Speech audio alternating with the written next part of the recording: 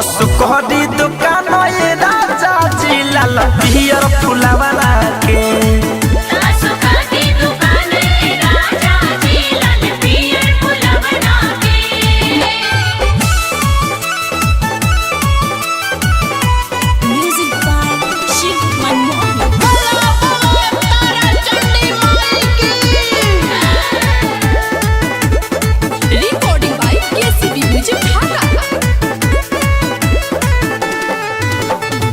कहतानी जाई बाजार लाई सब कुछ कीन के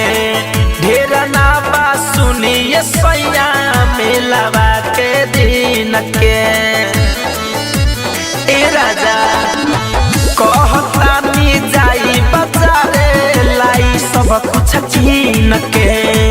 ढेर ना बा सुनिए सैया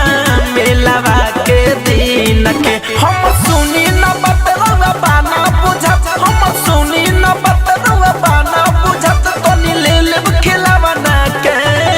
नवरात्र में सुखरी दुकान ये राजा जी लाल पियर फुलावाला के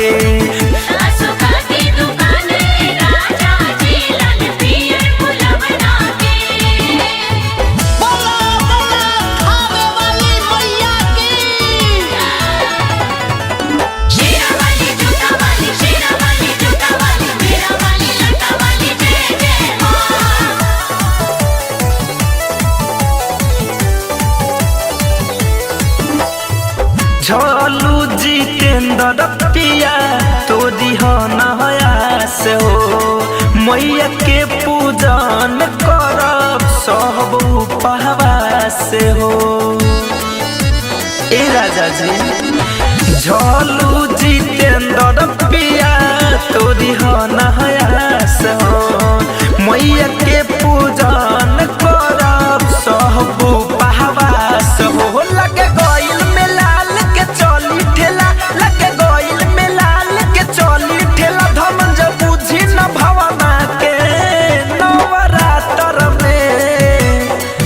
सुखरी दुकान ये राजा जी लाल पियर फुलावा